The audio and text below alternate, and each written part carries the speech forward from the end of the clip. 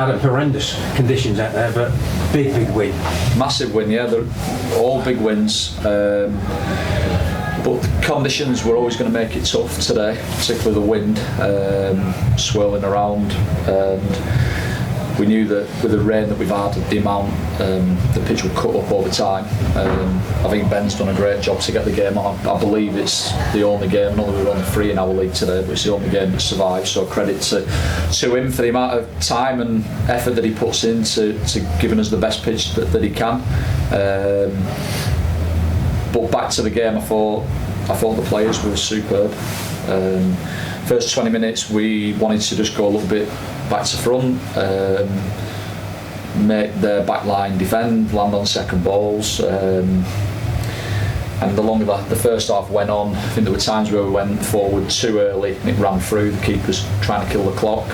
But the times when we showed a bit of composure and put our foot on the ball, we created a couple of really good opportunities, or created one set plays that then led to a couple of chances. And I felt we deserved to be in front at half time. Then you obviously have that bit of not worry as such, but you know that the game might be a bit different in the second half because they've got the wind behind them. So we had to be even braver and better with the ball in the second half, and I thought the players were. And it's took obviously a brilliant strike for us to win the game, but you know, in big games where you need big players, Greg stepped up and scored a great goal, and it's, as you say, a massive 3 points for us. And given it was the only game in the league, although there were only 3 as you say, but the others fell by the wayside, put a little bit more on it. Yeah, look, I think we've just got to keep trying to win games. We had a little bit of a blip, shall we say, in terms of results. I think we've won 6 of our last 10 league games, drawn 1 and lost 3, and obviously we're still in a really strong position. So that's the way that this league is. You might have little spells in the season where your results, you have little dips, but providing you win plenty of games, then you're going to put plenty of points on the board. And credit to the players for the way that we've responded in these 3 home games, off the back of obviously losing the 3 ahead of that. 3 clean sheets as well. And just generally everybody to a man is giving us what we need and what I expect, and you know, now we're getting the rewards. As for the winner, it was a cracking shot, wasn't it? And he's shown he can do that left and right. Well, yesterday in training he did it right foot, smashed in the top corner, just got it straight off the keeper and pinged it in from about 30 yards. And today he's done it with his left, and he's just a phenomenal lad, and player. You know, he's been unbelievable since he came in here, initially on loan, when we were, you know, at the complete opposite end of the table, and he's obviously put his faith in me and the club in the summer when he's come down to the National League North, and you know, for him to still have the application and the appetite, and to just get on with it regardless of where we ask him to play. He's just another example of what we've got in that dressing room, and I'm really pleased for him. When they did go down to 10, obviously they had the win, so it probably negated that. They were very lucky not to then go down to 9. But having said that, you managed to sort of ride that. Yeah, I mean, what I would say, I thought that the second yellow card on Richie Bennett looked like something and nothing from where I was, so I'd say we're harsh. But the flip side, he should have got sent off in the game at their place, because he smashed, I think it was Greg, right across the face when he was on a yellow card. We'd already had Cody sent off in that game before half time. The referee didn't give it on the night, they subbed him straight away, and so, you know, it swings and roundabouts. You know, sometimes you get away with things and other times you don't. But they certainly got let off with Harry Green. I mean, he's arguably their best player. He's a top player. He should have a second yellow card. Ross Crane's gone past him. I don't often speak about wanting opposing players sent off, but when it's so blatant and there's like 25 minutes plus 7 in the end stoppage time to play that with 9 men when we're trying to win games, it's massive, and it's my job to question that. I think the fact that they subbed him straight away, that tells you everything we need to know. But fortunately today we found a way to win, and that's not impacted on the outcome, and we move on. And despite the conditions, there was some decent stuff played out there, wasn't there? Yeah, but I think in like game by game, maybe today not as frequently, but I do feel like we are getting better, and we're playing.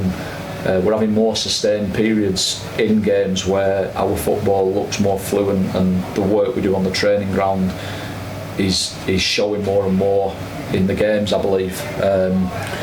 Today, because of the conditions and like the kind of speed that the game was played at, the number of stoppages, etc., it was difficult for us to have that rhythm and that flow to our play.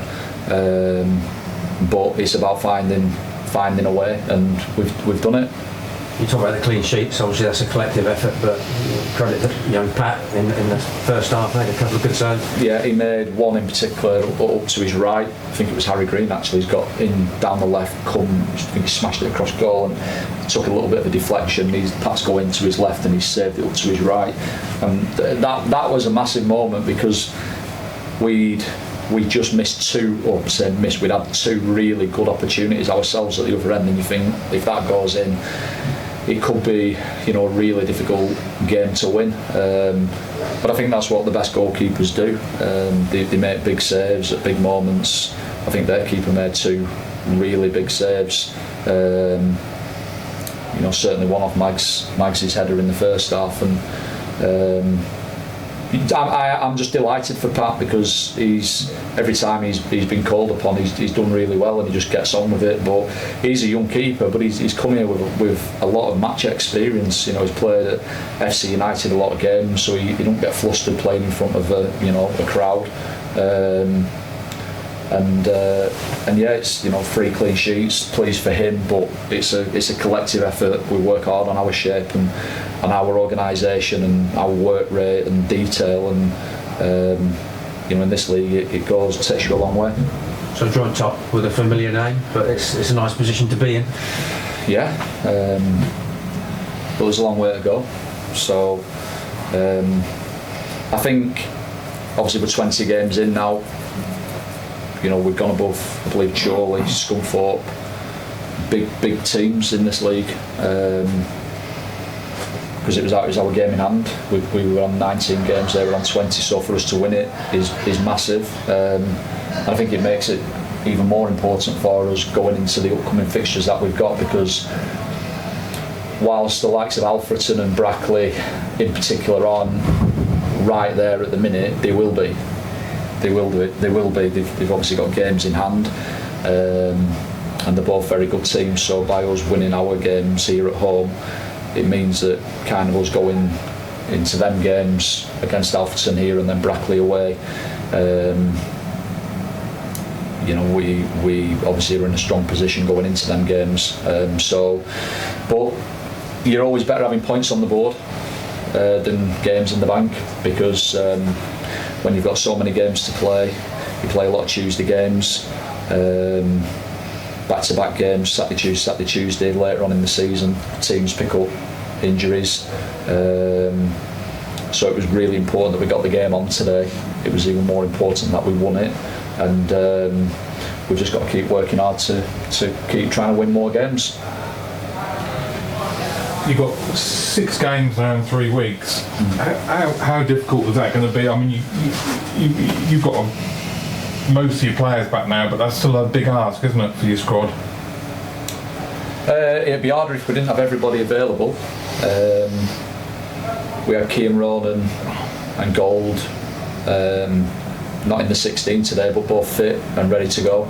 Gold's obviously been out for 4 weeks, trained Thursday, Friday, looks fine. But off the back of obviously a good win against Kidderminster, we just felt we'd leave everything as it was. But we're entering, as you say, a busy period,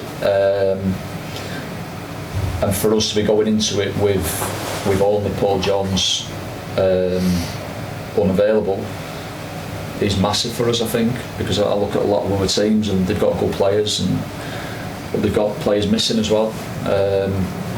And if you're going to do well in this league, it's not about 11, it's about your squad. And I've got confidence that our squad is strong enough to see us be competitive in these games over the Christmas period, and everybody's got to be ready to go because they'll all be needed. I know you don't look at league tables now, but do you look at the next 6 fixtures, and do you sort of have a points target in mind for those 6 games?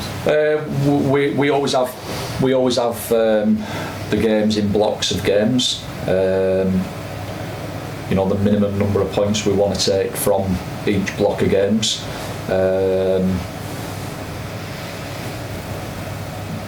First 2 blocks we got above our minimum target, which is great. We've still got a game or 2 to go in this block, and if we keep on in the form that we're in, then there's no reason why we can't make it 3 blocks in a row. But we're under no illusion that we've got some very difficult games to come, but we've had 20 difficult games and we find ourselves in a decent position, so we've just got to keep working hard. I think we'll keep on getting better. I've said that since the summer, that we will get better as the season goes along. So for us to be in a strong position right now, but knowing that there's still a lot of growth left in this team is something that we should all be positive and encouraged by. I know you've already spoken about Pat Boys, but I think, is it 1 goal he's conceded in 8 games, something like that? I mean, that's an incredible return, isn't it, from a young lad? Yeah, I know he's not conceded too many when he's been in. Was it the Oxford game? I think it was, yeah. So I mean, if that's correct, which I have no doubt that you've got it right, Greg, then that's phenomenal, But what I would say is, and I've said it in the past with John as well. You need the lads in front. If the lads in front are organised and they protect the goal, then they make life easier for your goalkeeper. And then it's just about your goalkeeper doing the basics of the game well and pulling off the odd save when they need to. And John has done that since I came into the club, and Pat's done that since he's been in the team. So we're in a very fortunate position where we've got 2 really reliable goalkeepers and top professionals, but the lads in front do a phenomenal job, from the strikers right through to the lads in the back line, of protecting them and trying the best to shut out the opposition, and long may that continue, because teams that do well in this league, they concede few goals and they're always defensively very good, and right now defensively we are looking more solid, and we've got to keep that going. It's coming up to January, so I'm going to ask you about Cody Johnson, because obviously his loan period, does it end at the beginning of January or the end? The beginning. How much would you like to keep him at the club, and and what are you going to be doing to try and make that happen? Is that likely to happen, do you think? Well, I mean, verbally it was till the end of the season, but paperwork purposes it was till January. So we're hoping that it'll be extended, and that'll be a pretty smooth thing to get over the line, because I think that Cody has improved since he came to us. We've always given young players an opportunity if we feel that they're capable of competing at a level, and he's been a very consistent performer for us, and that'll only benefit him and Stockport in the future. So I've no doubt, because he's such a good player, that there might be a little bit of interest from elsewhere in him, but he's playing for one of the best teams in the National League North, and feel like he's growing as a player and as a person all the time, and we'll certainly be doing all we can to get that extended to the end of the season. And then one more for me, in all your years of football, have you experienced any conditions quite like today? I mean, because they were, you've had wet days, but I mean, today was another level, wasn't it? Yeah, I mean, maybe it was we had like a little bit of protection from the stand, but the rain obviously wasn't ideal.